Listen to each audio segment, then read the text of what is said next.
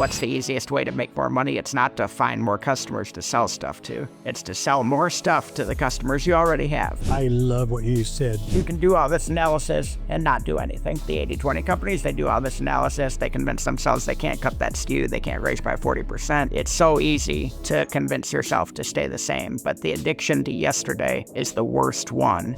Yeah. If you want to transform, you can't transform the business doing the same thing that got you to where you're in trouble. You have to be aggressive. Expert advice, practical tips, real-life stories. Have less stress, more time, and more money in your business. Welcome to the Cash Flow Contractor. Martin, congratulations. Thank you, sir. Daughter is finally married, and what did you give a speech? I did. Did she allow you to? Oh, she allowed you to do that. Oh, it was. That's a there mistake. were a That lot might of have been a speeches. mistake. Well, I was thinking that for a while, but it went off. No, I was number last on the probably 50 speeches. Last day, last event. Big, Yeah. all that stuff. But yeah, challenge was do it without crying. But like I told the audience, I'm a brick. When it comes to emotional stuff, I am a brick. Don't worry about it. They didn't buy That's it. great. Anyway. Yeah, Well, it was I'm not pretty cool. surprised there were 50 speeches. Your daughter very much deserves it. Congratulations, Katie. Well, we've got a former client of yours, someone you've known for a long time. Tell me how you connected with Todd. Welcome to the show. It's great to have you. Yeah, Martin, how did you meet Todd? That's interesting. He actually called my wife. I don't remember which company it was, but you were a broker through a franchise. Lion Business Brokers. Business line, that's right. As a matter of fact, that's not what we're talking about today, but I don't know how many he's done, but a bunch, buy and sell, and he just makes it look like, well, next week I'm going to buy and sell a business, and it's not, but it's not as murder as people seem to make it out to be. Anyway, he called cold call prospecting my wife. She forwards all that stuff to me. Something in his little note or something, I'll call and talk to people. Anyway, we started talking, hit it off, good philosophy, good salesman in that there was nothing salesman about him, just here's what we do and what do you do? And I started telling him I wound up working for him. So I sold him some coaching there for a while, then he sold the company. So anyway, great. that's how we met. Yeah. Love it. And Todd, we're going to learn so much from you today. You're in the process of writing 3 books. You've really got a great vision for what that looks like. But I want to dive in before we get into the book and the HOT system that we're going to really spend a lot of time on. Can you give us just a little bit of your background and mainly, besides writing books, what you're doing today? Absolutely. Yeah. So I went and got an MBA at Michigan State University and jumped into manufacturing from there. So I worked at Whirlpool Corp for about 6 years and kind of escalating roles, manager, senior manager. I did kind of product management. I did sales management. I did general management. So I got a nice base of knowledge in manufacturing. And then I went to Illinois Tool Works, so ITW, where they coach you on the 80-20 methodology. And that's really where a lot of this started from. And so I became a marketing director there, and then we merged with a European group, and I became the global marketing director, and then eventually escalated into the business unit director there at ITW for a period of time. And then another boss came and got me. They were working at Berkshire Hathaway at the time, so the Marmon kind of gold mine that they have. And they brought me in to be president of a shopping cart manufacturer, which is actually the premise of the first book. So they brought me in to be a president of a shopping cart manufacturer. I did that for a few years, and then I branched off after getting canned during COVID. I went off and bought my own company, put all my money into a plastic liner manufacturer, and that's the one that Martin and I worked on together. And then since then, I have sold that business and went back into corporate America. And I am now running a beverage food equipment company. So we make all the fillers that fill up the Coke cans and the Pepsi cans. And so I run Bev Corp now in Cleveland, Ohio. Wow. What a journey. I mean, sounds like a few lifetimes of work. Oh, that's only you've the just formal part consolidated. of it. Yeah, exactly. That's not the Yeah. stuff that's on the side. That's not. Yeah, that's Okay, not the so stuff we're going to talk about. you're very knowledgeable, very experienced. You've been through the corporate side, you've been through the ownership side, you've been through the buying and the selling, and you've been through a lot. I want to talk about how you got started on this process of writing Sure. your book, and you can help educate me because I'm not very familiar. But you hypomaniac. Yep. What is the Yeah, term for what you absolutely. have, and then kind of describe that Yeah, to and that's us. important because that's basically why I wrote the book. So I have for a long time just had, something wrong. So it was like, people were like, man, that guy's working 20, 22 hours a day. He doesn't sleep. He doesn't, sometimes he gets a little, bug and he just runs at it until he gets it done. Just something was not quite right. There was a lot more wrong on the personal side, behind the scenes. I was a huge drinker, suicidal thoughts, all this stuff. And eventually I finally went in and got diagnosed as bipolar. So I have bipolar 2 disorder. Um, and along with, And so what does what it that means mean? basically, a lot of people don't know. A lot of people think it's like your temper. And I'm like, no, I'm just a jerk. That has nothing to do with bipolar. It just, but no. So you have basically 2 parts of bipolar. You have hypomania, which is where most of this stuff comes from. And that is kind of real high energy, grandiose thoughts, really creative, but bouncing from thought to thought real fast all the time. Can handle 100 things at a time, that kind of thing. That's hypomania. That sounds pretty fun, right? And there are some good things in hypomania, and that's what we'll talk about. But then you have the bipolar depression. And so that's really the bipolar, part of it that people talk about. And so luckily I had a lot more hypomania than bipolar depression, but you do bounce hard back and forth. And so then once I got on the medication, it kind of stalled that out.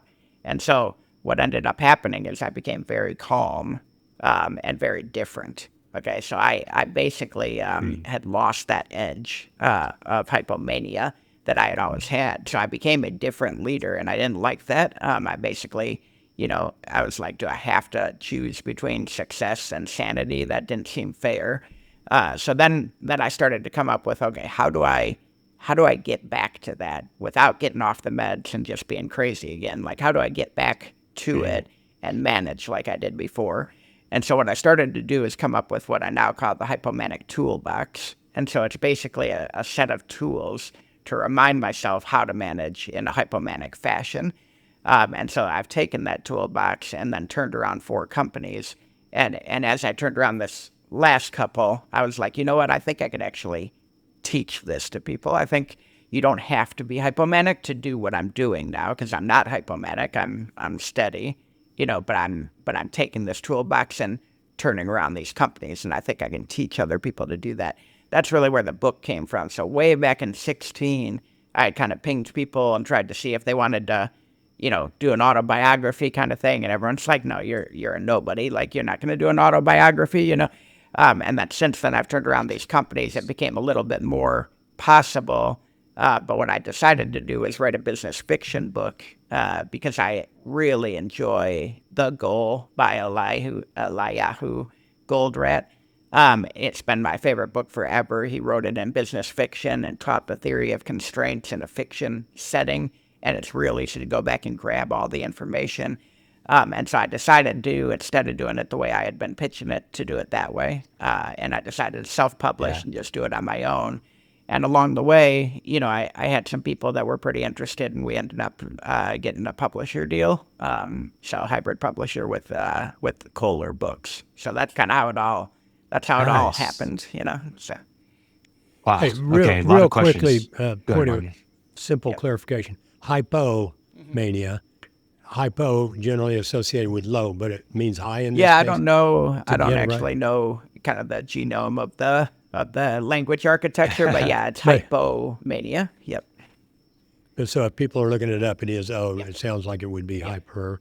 And I've read the book, and it's Thank you. fantastic. Thank you. So anyway, we'll go on Appreciate from that. there. Yeah. No, that's great. Okay. So when did you, what were you doing when you first realized, like, okay, I have this bipolar 2? What was Yeah, so happening? I mean, I had moved from Whirlpool to ITW, and that was somewhat of a Okay. forced move. It was kind of I had had a couple of incidents where, and they were related to the bipolar, where I basically had gotten a little too loud, gotten a little too dramatic about what was going on, Yeah. and I could tell that I was capped. You know what I mean? Like I was one of the top senior managers. And at Whirlpool, if you get to 35 and you're not a director yet, you're probably never going to be. It's just one of those kind of like real high energy. Everybody, all the senior managers are gearing for director. And I think I had a feeling that it just wasn't going to happen. On top of that, I was running a $900 Yeah. million business, and it was Sears, and Sears was going bankrupt, and it was just not very fun. So when Right. my future boss called me and said, "Hey, I've got this business to business group, and you can build a marketing department that we don't have," that was really exciting. So I went in there, and the very first week we're in Chicago, and I drank so much I don't remember anything. I mean, I don't remember anything. Wow. And then it got worse from there. It was just the stress of moving to ITW, the stress of a brand new business, and I was doing great, Yeah. but I was just, I mean, it was to the point where at every red light, I was taking 30-second nap. You know what I mean? Like, it was not good. I was not sleeping. I was Wow. drinking probably a liter a night, and it was just pretty bad stuff. And then I eventually ended up getting pulled over. Didn't get a DUI. I have had one in the past, so it would have been really, really bad, had I gotten one. And that's at the point where I was like, you know what, I need to talk to somebody. I told my wife, I'm like, I'm not sure what's going on. I don't understand it, and she didn't even really know because it was all at night, and this kind of thing. So like, I Oh, mean, she knew I wasn't sleeping much, but didn't know kind of how bad it was. I finally went in, and they diagnosed me in a minute, in just a handful of minutes. They figured out what it was. I went and got second opinion, and they're like, "Yep, that's what it is, dummy. Stop asking people. It's pretty obvious." So that's kind of that's yeah. kind of how it all happened. Yeah. Okay. And I'm sure we could touch on this later, but so you didn't like the medication they put you on because it changed your identity almost. Um, and so I'm assuming you stopped the No, medication, or you reduced the actually, the dosage. whole point was to be able to do this while on the medication. So actually, I stayed on the Uh, medication. I actually went way up on the medication because I was still having issues. So I kept increasing it until I was calm. But the whole point of this okay. methodology and the whole point of the book says that I can do it when I'm not hypomanic, and so can you. You know what I mean? So yeah. Okay. Otherwise, I'd only So be it's not necessarily a book. It's not a book for people with bipolar correct. too. It's a book for Exactly. everyone Yep. Exactly. that just helped you to basically operate not like you have Right. bipolar, but all the good That's things right. about All the bipolar, maybe. hypomania. So Right. the things that go Okay. along with hypomania that are positive, you could replicate those. I've kind of systematized it so that you can do it too. So yeah, I don't want to talk to like the Yeah. 2% of the population that has bipolar. I want to talk to the 98% of the population that doesn't. But there's been a lot of bipolar billionaires. You know what I mean? Like, these people, we think Yeah. differently. Can we bottle that up? Can we systematize it? Can I show it to you? And then can you implement it? And even if you don't do it at the same level, and if you don't do all 10 things at once, but you're doing one or two, like, how can you use this to turn around your business? Like I have, since, I mean, all four of those turnarounds were since bipolar. So I mean, I've done it on the medication. Do you know what I mean? So Yeah. Okay. So 4 turnarounds is, enough for a lifetime. What's the years that we're talking about here for these turnarounds of these I four mean, 6 to businesses? 12 months, in turnaround, yeah, in turnaround management, you really have 12 to 24 months to do it, usually. So if they drop you into a Okay. bad situation, no one's going to give you more than 2 years to figure it out. And really, you got to show benefits at 6 months. So the book, is about a 6 month time frame. But yeah, I think I've had them go as short as 6 months. I've had them kind of turn around right at the 2 year mark. But that's really Yeah. all the time you get when you do turnaround management. And that's essentially what I'm doing, when they bring me Wow. in. So Yeah. No, that's really interesting. Okay. So let's dive into sure. the book Yep. a little bit. So it's a narrative based. Can you give us like some of the narrative? Like what's the Sure. context? So you've got a main character, and he is essentially the president of a manufacturing company which makes shopping carts. So it's very similar to what I was doing, and I did that. It's Okay. not based on my time there, but what I did is I used that so that I could very accurately replicate some of the conversations, and I knew enough about the Yeah. manufacturing process that I could make it very real.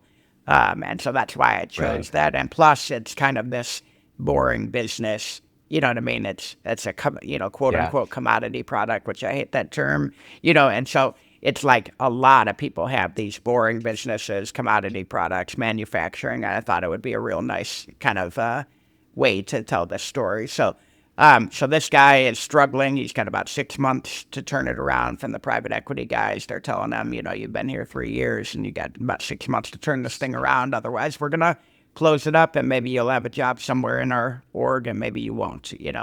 And he ended up going to this conference. He was all mad that he had to spend time at a conference when they were only giving him 6 months to turn around the business. And he heard Eugene Sparks speak, which is the bipolar billionaire in this story. And so he's a bipolar billionaire. He's talking about the Hypomanic Operational Turnaround system, which is the HOT system. And he's given all this advice on how to do it, and it's this brand new theory he's come up with. And Jack is like, yeah, I don't know, like this kind of fluffy, everyone else is loving it, you know what I mean? And he's kind of a grumpy, angry guy. And then they end up meeting at the bar later. Eugene sought him out because of the look on his face and this and that. And they ended up talking. And Eugene basically offers to help him turn around the company using the HOT system. And Jack essentially accepts because he really has no idea how he's gonna do it otherwise. So Wow. Okay. Have we defined hot yet? yeah, hypomanic. Well, let's yeah, do it. Hypomanic operational turnaround system. So it is a turnaround system for turnaround situations. Now you can certainly use it in other ways, like the business I'm running right now is in good shape, but there's a lot of things wrong with it, right? So you can take it and go after stagnation, which is kind of what I define as the level before needing a turnaround. You kind of have growth consulting, then you have turnaround management, and there's this big level in between that's stagnation, where you're suffering from some of the symptoms that if you don't fix them, you're going to end up in turnaround. And if you do fix them, you might end up in growth. But you can use the HOT system to go after kind of this stagnation area as well. So can you define for us, I love that you just defined the stagnation. Tell us like, what is turnaround? When is a business need turnaround? I mean, turnaround, in my opinion, is when there's a clock. You know what I mean? When somebody says, you got 2 years to figure this out. That's a turnaround situation. So it could be that they're only making 5 million and they should be making 15. That was kind of like the ITW situation. You know what I mean? It could be that they're losing money and they just need to break even. That was horrible.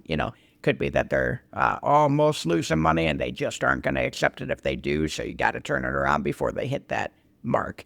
But usually, in my opinion, a turnaround is like, we've done everything we're going to do in this business. So you're not getting a bunch of money, you know what I mean? Unless there's a crazy ROI, you need to go in there and just fix it, fix the issue, or we're going to sell it. And I've been in that situation a couple of times, or we'll just sell it. And you might have a job at the end and you might not. And that's the exact situation I put the main character in. So, okay. So maybe let's walk through what the core tenets are of the HOT system. Yeah. So What the elements are. yeah. So there's about 10, but the real key ones is what I'll go through. So you've got grandiose goal setting. And so that's kind of the top one. Grandiose goal setting is all coming from the hypomania, the grandiose, vision. And so like a lot of people go, I want to grow, 5% a year for 5 years and this and that. And people like me are like, no, we're going to go 60% in 3 years, and this is how we're going to do it. And this big grandiose goal. And essentially what you do is, the reason you do that is because if Martin says he's going to grow 6% next year and it's 3% more than the organic growth and this and that, and he can come up with a straight presentation on how he's going to double organic growth rate and do great at 6%. Well, if he hits the 6, and I shoot for 25 and I hit 11, I'm still getting the promotion. You know what I mean? They don't care that you shoot for 25 and end up at 11. Like, they care that I got 11 and Martin's at 6. You know, so the idea behind grandiose goal setting is stop doing, because you're not gonna hit 11 if you go for 6. You're just not gonna do it. You'll end up at 7. You'll save some for next year. You'll stop putting in new initiatives. You know, so grandiose goal setting is all about that. Then you have the Karelin method, which is something I'm really excited and passionate about, and this is basically a productivity multiplier. And so I always had this activity times efficiency equals results mentality. I don't even know where I got that from, but that's somebody else's. Oh, let's re-say that again. Say that one more time. Activity times efficiency equals results, and that came from somebody. I just don't know who. But the idea there is, if I work 20% harder than you, and I'm 20% more efficient, I'm going to get 44% more done, right? 1.2 times 1.2 equals 1.44. That's the idea behind it. And so I'll work 20% more hours. That's easy. You know, now how do I be 20% more efficient? Well, you do it through automation, and you do it through systematizing, and you do it through outsourcing. There's a lot of different ways to make your time more productive. And then the third part is the key, though, and this is what the Karelin method puts in. And by the way, Karelin is an interesting side story real quick. It's Alexander Karelin was one of the best wrestler in the history of the world. So Olympic wrestler, he went like 13 years without losing a match. You know, he went like 2 Olympics without getting a point scored on him. And people would ask him, you know, like they all thought he was on steroids. He was this huge Russian guy. And they would ask him, like, you know, what do you think about the people that say you're on performance-enhancing drugs, which, of course, he never failed a test or anything. And he goes, the people who accuse me have never worked as hard in a single day as I do every day. And so the idea is that his daily routine was harder than even their worst day. You know what I mean? And so the idea is productivity, and that's where the name comes from. So now you've got this, you're working 20% harder, you're 20% more efficient. The third part is the key, and that's where you take 100% of your time and focus it solely on the 20% of things that drive all your growth. So everyone knows the 80-20, right? 20% of your day drives 80% of your results, essentially, and that can be used in a million different ways. But everyone just accepts that. They say, okay, well, 20% of my activities is going to drive 80% of my results. The Karelin method says, no, spend 100% of your time on that 20%. And if you do that, get rid of the rest, outsource the rest, you know, systematize the rest. If you do that, all of a sudden you can be 500% more productive. Because you might be spending 20% of your 40 hours, so 8 hours a week on the important stuff. I'm spending 20% more, so 48 hours, and I'm doing it all on the important stuff. So I just spent 6 times as much time on the critical, vital few. That's the Karelin method.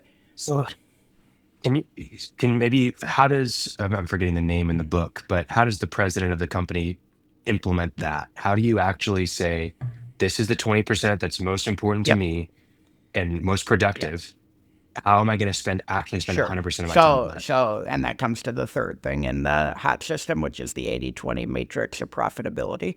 And so you have this, a lot of people talk about the 80-20 all the time. Not a lot of people actually know how to implement it. And so what we do is you take all of your customers and you list them along the top, and you take all of your products and you list them along the side, and you list them based on total revenue. So your highest revenue customer is on the left on the top, and your highest revenue product is on the rows on the top. And so that one bucket there is how much of that product you sold to that customer. And then you do that for all your customers and all your products right down to the lowest. And this is a monster spreadsheet. People are like, well, that's impossible. No, nothing's impossible. This is a like, big one, okay. You put it on the spreadsheet, you got it on 6 walls. You know what I mean? Like, it's big. It's supposed to be big. But what you do then, once you've got the revenue and the product revenue and the customer revenue lined out, you draw a line at the 80%. So let's say you have 100 customers. Chances are 20 of your customers is going to make up 80% of your revenue. About.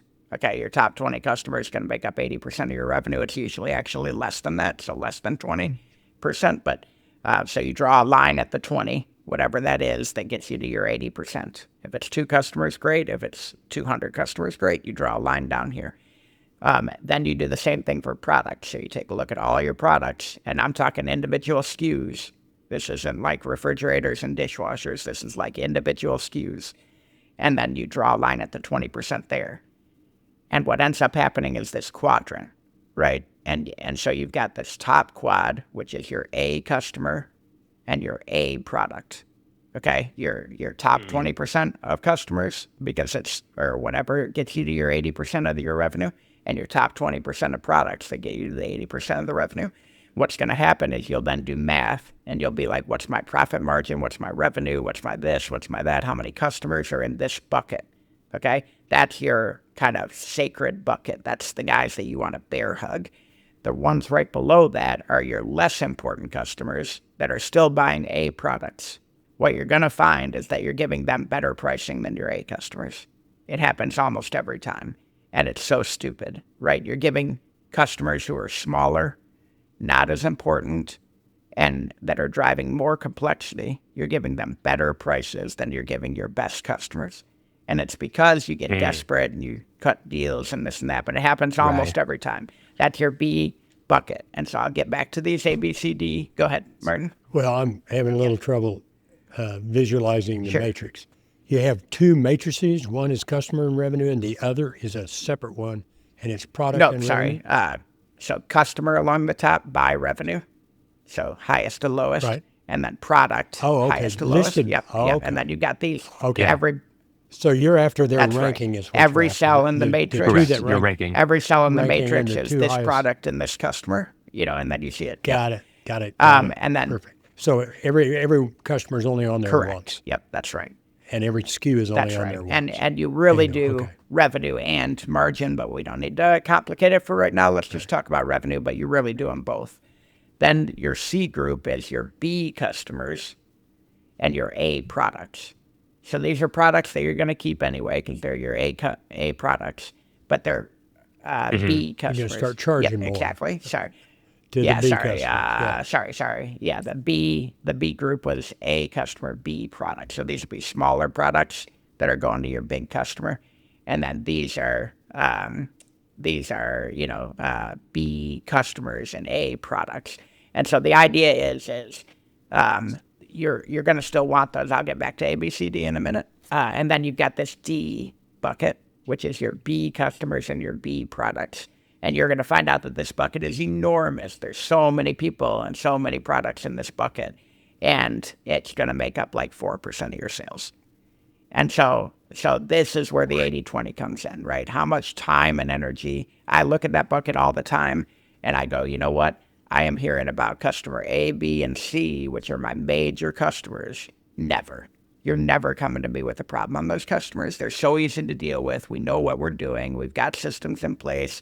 We never have to do anything. Every time you come to me with an escalation that I have to focus on and spend my time on and talk to legal and talk to this and that, it's always in this D group. B customer, B product. Why are we spending our time on this? So the idea is you just stop. So what we're going to do now is we're going to have rules for each of these A, B, C, D. And in the D group, you just stop. You either outsource it, you raise prices by 40%, you put lead time way out, like make it worth your time. So you need to get paid for the complexity of the D group. So like I walked in and they were like, hey, and we did the 80-20 and I'm like, okay, increase prices by 40%. And everyone freaks out, like, oh, we can't increase prices by 40%. Like, what if we lose the entire group? Okay, well, the entire group makes up 3% of your sales. So that's exactly how much you would lose if everybody stopped buying, which they won't. And if half of them pay 40% more, then you only lost like 1%. You know what I mean? And so half of them leave. And you're more profitable. And you have more time because half of them left. So now half of them left. Reduce your you got more time. Yeah. Half of them paid 40% more. You're making more money, and you invest that time back in the 80. And so you do that on products too. So you look at your products and you say, man, this product, is a dog. But big customers want it. So this is down here, this product is a dog, but big customers want it. So what do? We outsource it. We simplify it. We move them from this product to this product, which has one extra thing or one less thing, and we make it worth their while, right? So you start killing these products by moving them, which is way easier than people think. So if I go to, let's say shopping cart, I'll just give an example. So there was an extra row, like an extra tine, you know what I mean? And so it costs more, costs like 80 cents more, right? But it had an extra like weld, right across. And so I'm like, why don't we just give them the better cart at 80 cents more? And then we can stop building this thing that we build every 18 to 28 days, and start building the one we build every day. Like you have changeovers, you have complexity, you have bombs, engineering, like get rid of all that, kill that SKU, and give people the one that cost 80 cents more for free. Who cares? We don't need to charge them for the extra thing they don't need. You know what I mean? And so then all of a sudden we never have to do the changeover again. We never have to change stuff when engineering changes across all of the SKUs. We don't have to do that SKU anymore. We don't have to count the inventory. We don't have to, it just goes on and all the stuff that is attached to these low volume SKUs. So that's what you do in that group. In the customer group, on A products, if they're B customers, you're basically doing one of two things. You're trying to move them to an A customer. So there is that thing where, you've got some guy and you think they're going to be really big someday and this and that. You want to invest in them. Great. Move them to the A customer. Get them to buy more. You can do that through volume rebates. You can do that through exclusivity. Those are the kinds of things you're going after there. Or they're not. And that's okay. You're going to have B customers that are just flat out going to be B customers forever, right? And they're going to be more complex. They're going to have smaller order counts. They're going to use just as much of your resources, but they're going to buy less. So what do? You raise prices. Period. They cost you more, therefore they will pay more. And so the idea is that at the end of this, once you've done all this stuff, the A customer should be your lowest margin group and your highest volume because they deserve the best price and they will pay you back with this massive volume. And the B customers will have a higher margin on your A products, so that's okay, and your B products will be minimized as much as possible so you can spend all of your time on the 20% vital few that's driving your 80% of results.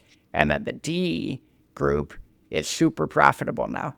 You've raised prices so much you don't care. The complexity is not worth it, or you've gotten rid of it, or you've gotten rid of the customers.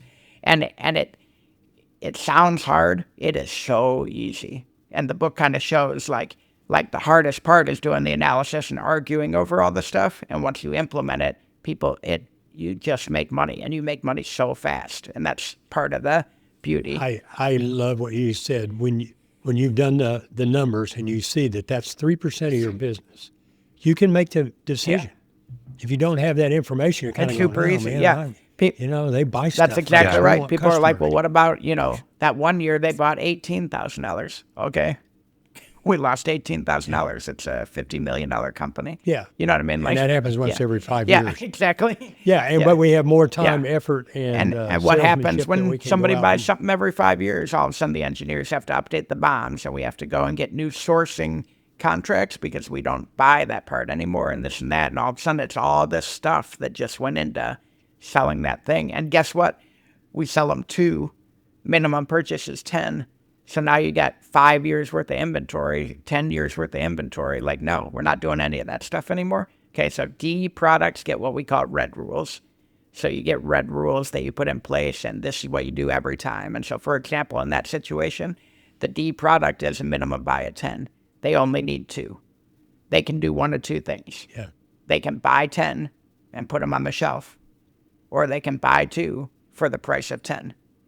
Those are the only 2 options.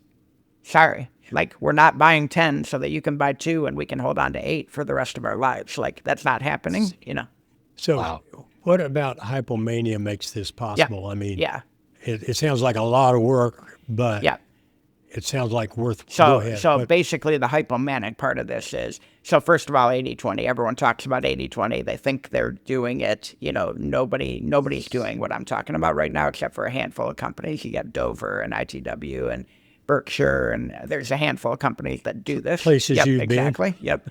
And they're all 80-20 companies. Like, we all know each other. We all know exactly who's an 80-20 company. If we're interviewing people, like, we're looking for people from these companies because they know how to do it, right? Now, the hypomanic part of it is more of the quick decisions and just aggressive and not being scared. So I'm going to raise prices 40%. Don't care. Okay.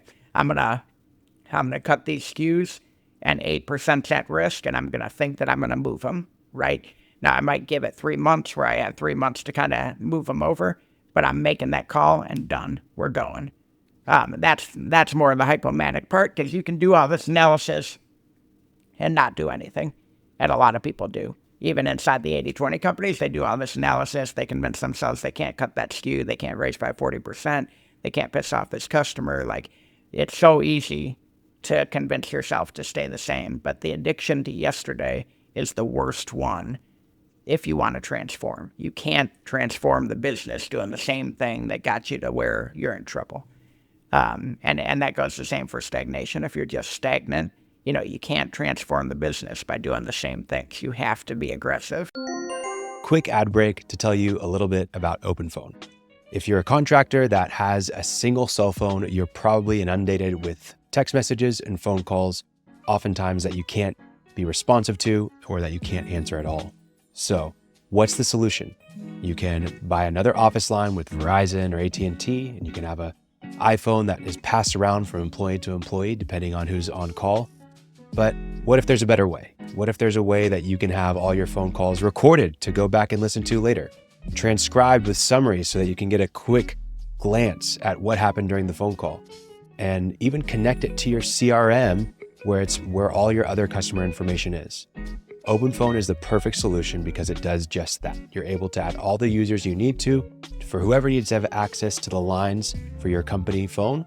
And then you can also find all of the information you need at a glance with a centralized location for all phone calls and text messages with your customers. Whether it's for marketing, for sales, or for service, OpenPhone is the perfect solution for you and your team. If you're interested, we have an offer down the show notes from OpenPhone. Please click the link down the show notes, or you can see it here on your screen to be able to find more information about OpenPhone. Thanks for listening. Back to the episode. Cleo has a lot of really good questions, and this one we didn't talk about in advance, but this is manufacturing, okay? Yeah. Can we apply the same principles? I would certainly think we can to contracts. Sure. So you certainly can, and I haven't done that as much. I do have about, a large portion of my business right now. The majority actually is service. And so I have service techs, and I have, service contracts and things like that in place. And so I am doing it inside of that business right now. And so for contractors, though, you do the same thing. You do your 80-20. You figure out what companies are the most profitable. Here's where revenue and margin. You really do this all with revenue and margin. It just becomes a monster spreadsheet. So I don't want to kind of overload everybody, but you figure out where you're making your money and how much money you're making per customer per hour. And I always talk about profit per minute. That's my big thing. We talk about profit per minute all the time. Make as much money as you can every minute of the day. That's the target of the 80-20 Matrix of Profitability. So you can do that inside as a contractor, and you do the same thing. You raise the prices over here. You cut these services. You might be offering 9 different consulting services. Well, 3 of them are making all your money. How much time are you spending on the other ones, keeping them updated? And like, if they're not easy add-on sells, get rid of them. Focus on your 3, focus on your 2, focus on your 1. Doesn't matter. Whatever is driving the 80-20 is what you want to spend all your time, effort, and money on. All of it. Not 20% of it or 50% of it. So you would have customers and their revenue and margin. Off the air, I got to hear how you do that. But anyway, that sounds like a cubed, spreadsheet. But you go across by maybe a named customer, a designer company or something like that.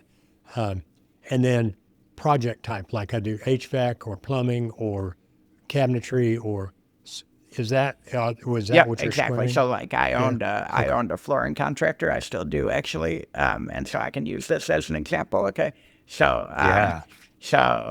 we're a flooring remodeler, I guess. So I'm not a contractor. I hire contractors, but so we'll have carpet, tile, laminate, vinyl, and hardwood, and we might have product and install, or we might break those out and have a service quad and a product quad. That's how we did it. Okay, so we have service quad and a product quad, and some things popped up like, oh, hey, we're not making any money on what was it at the time? It was not making any money on laminate.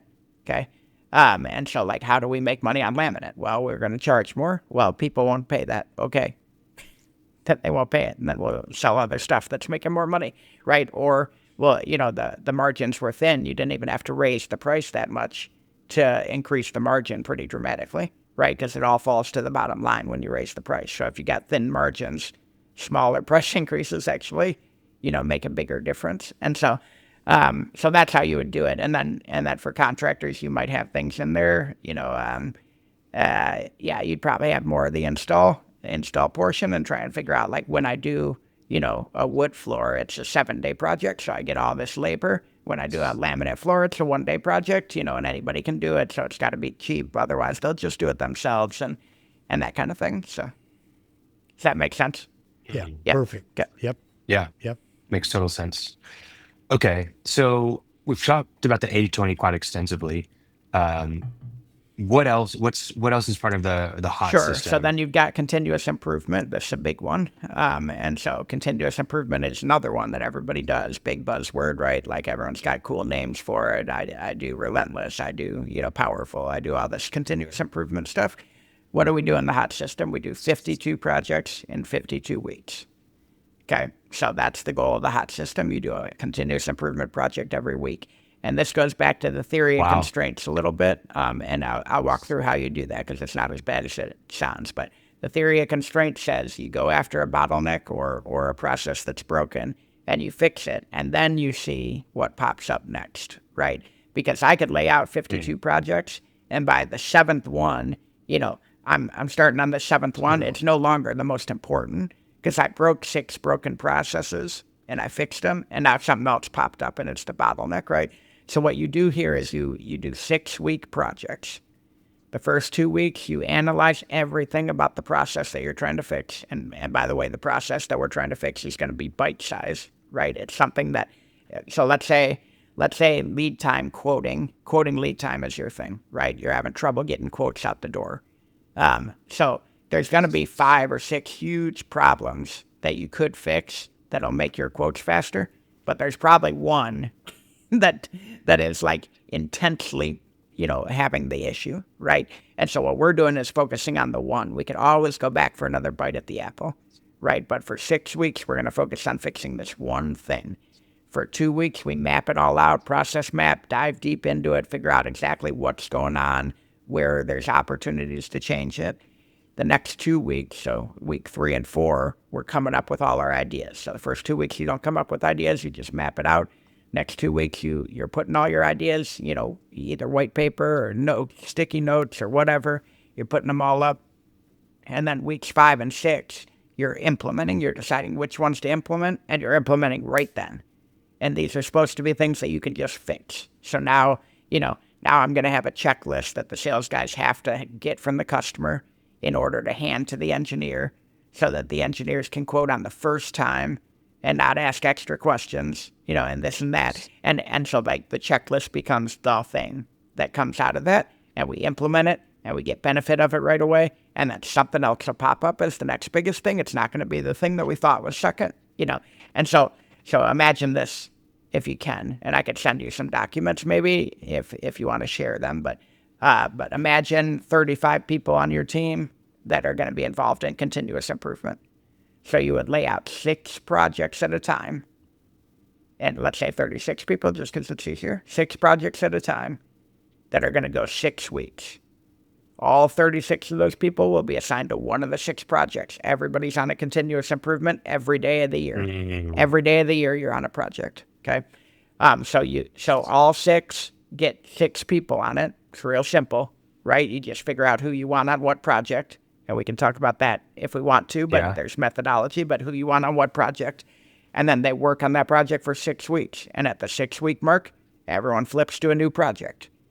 And if you do that, you're getting 6 projects done every 6 weeks, and you can hit 52 and 52, and you're never working on more than one project at a time, and you're never working on a big project. It's all small projects that you're working on, and you're getting stuff done. And what I tell my team is, man, you guys won't even know. Like, they're going to sound silly. Okay, we put a checklist in place. We did this. We did that. We killed this one SKU. You make 52 changes, and you're going to see it. And we do. Like, you come full year, you get around to the next year, and you go, guys, I don't even know how we're doing it. But here's the profit margin this year versus last year. And all you're doing is changing a bunch of stuff on the inside. Now that I'm back in corporate, we are having to try and, figure out how much each, pays and where we got the benefit. But I'm telling you, if you just focus on doing 52 and 52 weeks, your P&L is going to change dramatically. And it doesn't matter that you don't know which one drove it. You fix 52 problems, and you're going to make a bunch more money, Hey, I've got to throw out a little gig to a guy I know who's listening, and he's not listening now, but he will. I'm going to say, these guys have worked here long enough. I shouldn't have to do a checklist. What do you say to that? Well, if it's not working, it's going to continue not working. Make the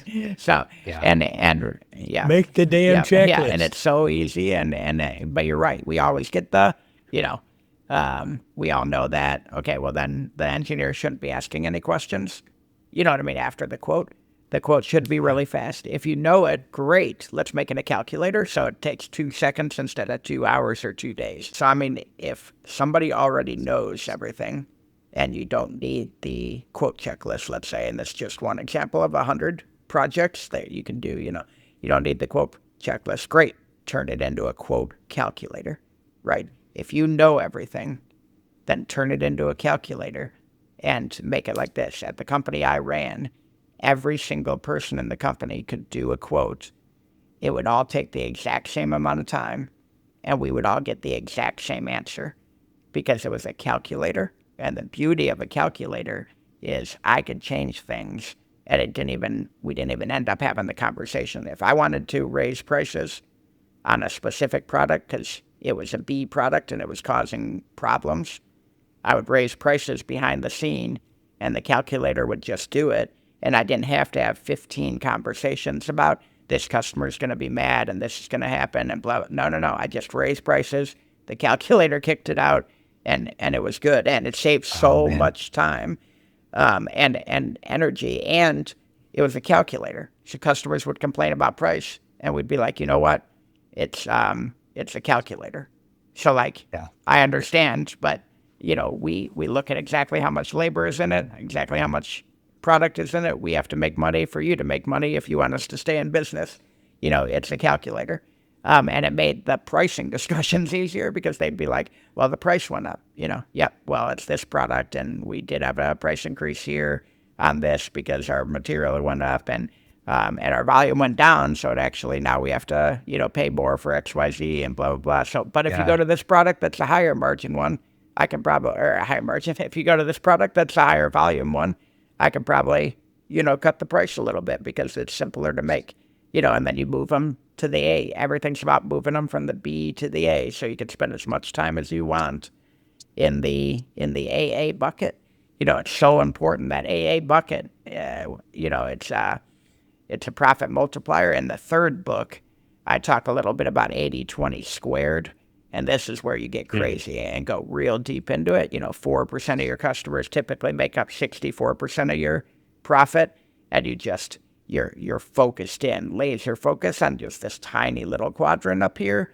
And because you know the story and everybody knows this, right? What's the easiest way to make more money? It's not to find more customers to sell stuff to. It's to sell more stuff to the customers you already have. That's just common business sense, right? That's how you make more money, is you expand the business with the people you already have. So if you laser focus in on the 80-20 squared, there's 4% of customers that make 64% of your profit, and you can double them, you double your profit. You know what I mean? It's just, so that's next level, kind of in the third book that'll be coming, but that's the 80-20 squared. I do have some writing out there on that concept. But Okay. Very interesting. So I want to go back to these 52 projects. Is there a limit to, or I guess like a minimum seniority or level that someone has to have a project? How granular do no, you get? Who do you give projects? yep, yeah. So I give them to anybody that well, first of all, you should probably give them to anybody that has a manager title for sure, right? If you're a manager, you're doing continuous improvement, and it better be in your goals, to have continuous improvement in your goals. But anybody below that, you still bring people in. What you have to be careful of is you want them to make as much money as they can every minute of the day, right? So if they're going to be valuable on a project and drive value to the company more so than working on the floor, then you can bring them in. If not, keep them on the floor. But we'll have most of ours now in this business are manager level, just because I have so many managers, so I can run this many with just the managers. In other businesses that were smaller, I did have more of the floor guys in there, and I obviously inside the manager level, I'm also considering high level, individual contributors like engineers and supply chain professionals and stuff like that. I consider them managers even if they don't have the title. If they're making manager money, they better be doing continuous improvement projects. Yeah. So, No, very cool. Okay. So we've talked about the 80-20. You briefly referenced also 80-20 squared. And then we've gone through the continuous improvement. I think that's such an important thing. I think a lot, what we see a lot of, Todd, is that the business owners that we have listening to our show try to take a lot of the continuous improvement on themselves. yeah. And you've done a great job of outlining a really clear way of, hey, 6 people, 6 projects every 6 weeks. Yep. You're going to hit one Yep. project a week for 52 weeks. Yep. So And that's really good. It's so important. And to your point, I didn't have a continuous improvement guy last year. So when I came into this turnaround, I did it all myself, put it together all myself, I should say. But I, one night, just went through and made 4 cycles of 6-week projects, which I don't like doing because that's not how you're supposed to do it. But I had nobody to help me, so that's what we did, right? So I picked 24 projects, and this was just me. I had 90 days, I looked at it, I picked 24 things that had to get fixed, and I just said, we're fixing these 24 things, and I put them into, 4 cycles of 6 projects, and then I sent out 150 meeting invites. So I just put down, everybody got their 6 here, and they got their 2 meetings a week, for 6 weeks, and then I did the next ones, and I mean 1 a.m. they got 150 meeting invites, and boom, boom, boom, boom, boom, and everybody was, for the next 24 weeks, we had our project set, you know what I mean, and some went well, and some didn't, and if you get to the 6 weeks and you didn't get anything accomplished, great, move on to the next one. The next 6 weeks aren't going to help you accomplish it. If you didn't get stuff done in 6 weeks, it was a bad project or I had a bad team, one of the two, so move on and do the next one. We can always go back for another bite at the apple, but don't spend 12 weeks on it just because it didn't work. It probably means it was a bad project or a bad team, Wow, man. And I think in my opinion, and maybe you believe this, Todd, maybe I'm wrong, but based on what you're saying, this sounds like so much to bite off. But if you've done the 80-20 first, you should have the capacity to be able to do something like this because you've eliminated some waste and some, anyways. It's true, but also if you think about it, and this is a good thing to talk about because it's a great point. How can you do this many? It's so easy. So I bet you right now, if anybody is doing continuous improvement, have them go and look at their top 3 employees and see how many continuous improvement projects they're on at once. It's going to be all of them. Because as business owners, we lean on the 3 or 4 people that we really like and that can get stuff done, and they're the ones that get all the continuous improvement projects, right? So that guy is now working on 3 projects that are probably 12 to 15 weeks long because you have no idea what you're doing and you're just trying to, throw this huge project at it, right? And he is stressed out. He's spending X amount of time on it when he could spend more. Now, under my system, everybody is working on 1 project at a time. So Yeah. it's actually easier than what you're currently doing. Yeah. You're just doing it with more people. You know what I Right. mean? And then the other thing you do is rotate who leads. So you don't have that person leading the whole time. So they might only be leading one continuous improvement project every 18 weeks. And so Yeah. you're actually taking a bunch of time off of your key members and allowing them to dive deep into one and knock it out, or kind of help out in one and knock out the rest of their business that they're making all their money. But by taking a key employee, one of your best guys that makes the most money for you per minute, and putting them on 3 or 4 projects at a time, you're absolutely not going to get your best out of that guy for all 4 projects, and you're taking them away from making money. It's just dumb. Like, keep everybody on 1 project at a time, 2 Yeah. meetings a week. I mean, this is like 2 to 4 hours a week for each person. Like, this is so easy. It's insane how much you can get done by simplifying it and just making it much more simple. They'll actually like it. Your employees are going to tell you, like, this is great. I'm only on 1 continuous improvement project. I can spend the other 36 hours making money and making my job better. So, No, that's so good. Okay. So I feel like there's more that we can cover here. So maybe let's run through the rest of the system really Sure. quick, and then maybe we'll choose what to go through next. So well, the good we've thing gone is, through. yeah, those are Yeah. the main ones. So that's the good Okay. news. Those are the biggest ones. Hey, There's repeat them. yeah. So, Outrageous goals. yeah, and I'll have one more to add, but it's basically grandiose goals, the Karelin method, the 80-20 Matrix of Profitability, and then your continuous improvement, which I don't have a cool name for. I think I end up calling it a 3A method in the second book. I'm still working on the name, but it'll have a 3A method or something with the 2-2-2 weeks. Then And the last Karelin- one, good. Oh. Good. No, say the last one, then I'm going to ask. Last about one is Karelin. just transformation team building. So this is more of the HR function, and it's really, really important. But essentially, like, when you're transforming a team, a lot of people talk about coming in and firing everybody and doing all that stuff. Like, yeah, that's part of it. Like, you have to make changes. Now, do you fire everybody? No, but what you do is a few real key things, and I'll go through them quick. But basically, first, you need to figure out if you've got the transformation team in place. Can this team actually do what you're doing? I want to triple my business. Is this the team that's going to triple my business? Or is my service guy just not the guy? He's been there for 20 years. He's moved in a position out of kind of convenience. He became the service director, blah, blah, blah. Like, is that the case? You need to take him out and put a transformation leader in. So part of it is, yeah, you spend the first bit of time just getting your team right. And if you have to fire a bunch of people, great. If you have a bunch of attrition because you're changing everything and they don't like it, great. That's perfect. They have chosen to do something different, and you will choose to bring in a different leader, and that's all good. Attrition is not bad if that's the reason it's done for. So you get your transformation team in place, and then as people quit, because they will, because you've done some firing and you've done some attrition, people will start to quit, right? Instead of backfilling, this is so key. Instead of backfilling, you're not going to backfill.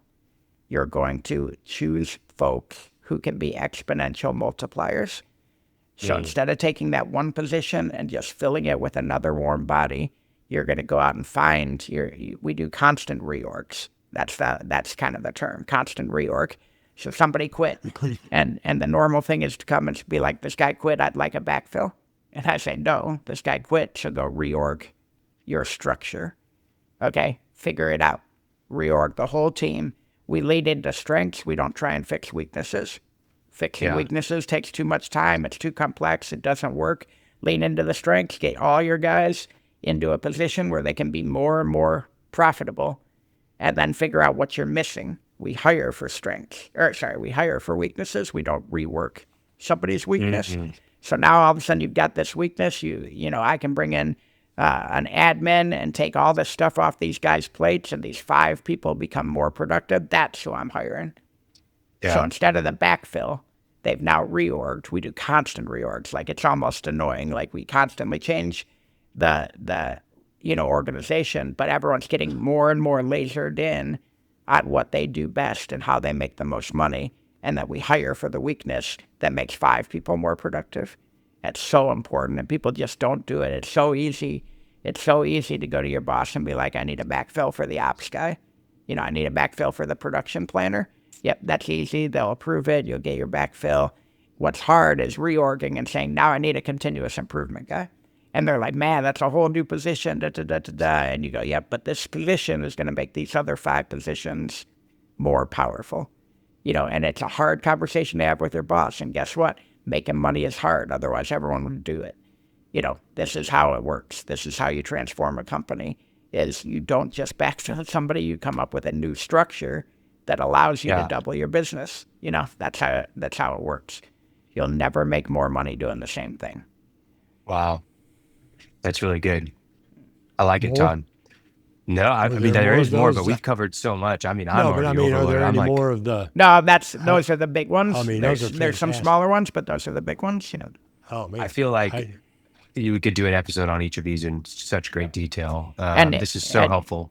Yep, and you can. I'm about to launch a website. It's going to be great. I'll send it to you guys, but there's going to be over 200 articles. We have 200 articles on this stuff. It can go so deep. You can make a book out of each one of these pillars if you wanted to, and that might be where this is going. Yeah. So Yeah. No, it's so good. Well, your book is not out as of today, Right. right? Yep. So when is it launched? How can people be able to Yep. get it? We'll Yep. put a link in the show notes to wherever they can join a wait Sure. list or whatever it is. yeah, so I'll give you my website. You can join waitlist or come back and check.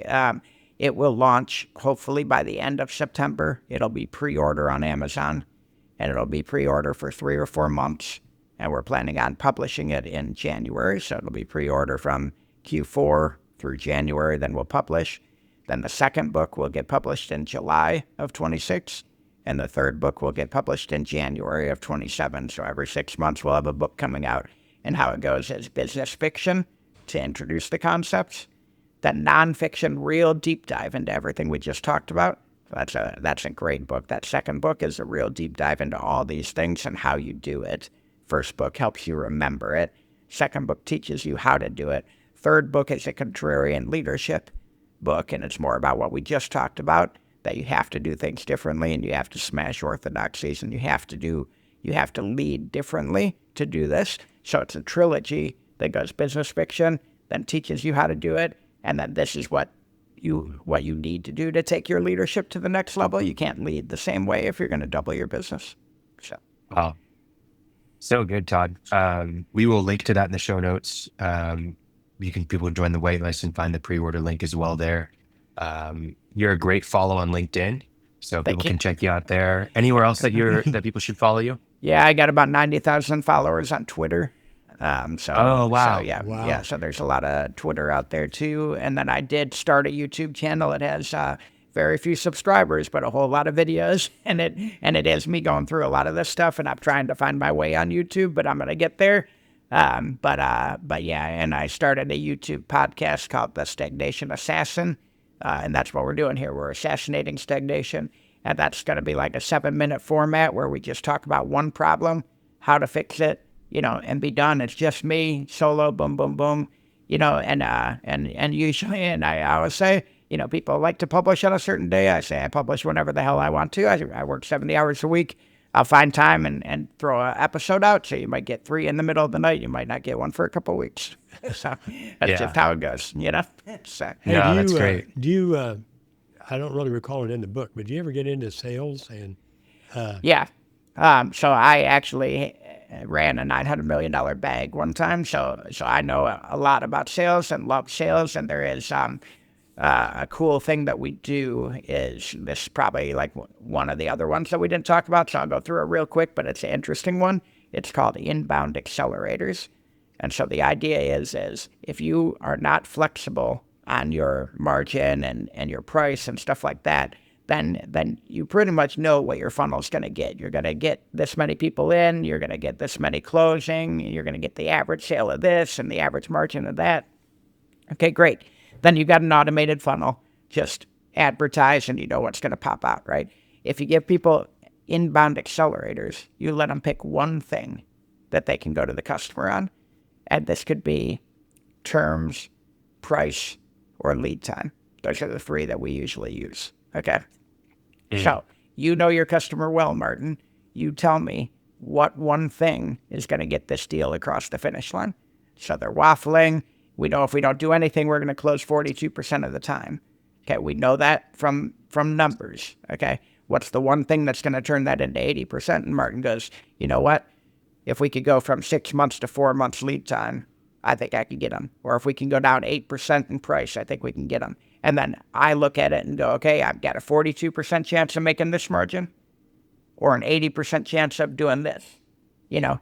And then we start giving the customers that one thing, and we're making very knowledgeable decisions along the way. And that's the part of sales that I get into that's really, really important. I mean, we go-to-market transformation is one of my biggest things. It's usually very simple. Lead time is almost always part of it, because when you fix operations, you can fix the lead time, and lead time's a hell of a drug. People will. You're increasing revenue. It's not costing you anything, and it's making them happy. Yeah, exactly. So, I mean, that's usually a huge part of my transformation is usually cut the lead time. And then what ends up happening is, so you make 42% over here and you have to drop price to get it and this and that. If you cut the lead time and you're better than the competition, that 42% is 100. Nobody can touch you. Okay. Yeah. And then they ask for a discount and you say, I'm not going to give you a discount. Everybody wants this. You know, if you want a discount, we'll put you at 7 months again.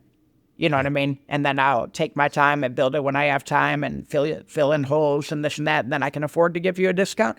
And so you end up closing 100% at full price. Yeah, earlier. lead time's just 3 months earlier. Yeah, you know, and your customers are happier. You're making a bunch of money. If you cut your lead time, you can double your production. You know what I mean? Like lead time kind of, that's a big part of the second book is lead time innovation. But I mean, I always say it's just lead time's a hell of a drug. You got to get people on it. And then the beautiful part is it'll take you 6 to 12 months to do it, right? It'll take your competitors 6 to 12 months. So once you get there, the competitors are going to start losing sales. It's going to take them 6 or 8 months to figure out why. They finally figure out that you're killing them on lead time, and then they're going to have to launch their own 6 to 12 month project. You just got a 2-year head start, and you beat the crap out of them. They're going to be able to make it work. Yep, exactly. And they're going to need. They're going to need a transformation team. They're going to need the continuous improvement. It's not just I'm going to fix the lead time. All those guys they hired from you when you let them go because they weren't the right guy. Yep. Wow. Sure. Yeah. Man, this is great, Todd. How fun is it? We've got links to your YouTube, to your Twitter, and to the Hypomaniac Toolbox inside the show notes for listeners. Please go check it out. Todd, we'll have to have you back sometime. This was excellent. Yeah. We Anytime. really appreciate you. I love talking about this stuff. Martin knows, you know, and half of this stuff probably sounds familiar, Martin, because we did it all together. Yeah. So just did a, Yeah. Well, and I love having you to quote on some of these. I got a call coming up here in 30 minutes. Hey, we're going to be all over. Is it the right guy? Yep. Don't backfill. We're going to be all over. Don't backfill. I never backfill. He's a believer in the same thing, but there's so much. I guess we're just shooting the breeze. Yeah. Yeah. We'll shoot the breeze later. See you listeners. Thank you so much. Yep. Thank you, guys. You made it to the end of the episode, but before you go, if you found yourself thinking about growing your construction business while listening today, I want to share something with you. It's called our 24 Things to Hiring and Training the Perfect Executive Assistant for Your Construction Business. And it's a free guide that we've created. It's not theory. It's what we actually use to help contractors hire the perfect executive assistant. And really, we help you find ways to delegate over 50% of your current workload and get back 20 hours of your time every single week. You didn't start your construction business to just be doing admin work, to be buried in paperwork and endless admin tasks. This is the guide that shows you exactly how to find and train someone who can actually take all that weight off of your shoulders. So this is a real actionable, great PDF that has templates and processes. It's really, really great. And I want you to check it out, even just to get your feedback and how we can make it even more valuable. But I know that you're gonna love it. The link is in the show notes. Please download it. We'd love to see how much of an impact it makes on you and your business. Thanks for listening to the full episode. Check out the guide. It's free. No reason to hesitate. No reason to wait. Download it now. And before you go, I just want to ask for your gracious subscription to our podcast. So if you have 2 seconds, it means the world to us. Just subscribe on YouTube, Spotify, Apple, or if you'd like our weekly newsletter delivered to your inbox whenever we release an episode, please subscribe in the show notes. Every week, we're talking about real strategies on how you can grow and build a profitable construction business that runs without you, so you can have less stress, more time, and more money. Click subscribe wherever you listen to the show, and thank you again for checking out The Cashflow Contractor. See you on the next episode.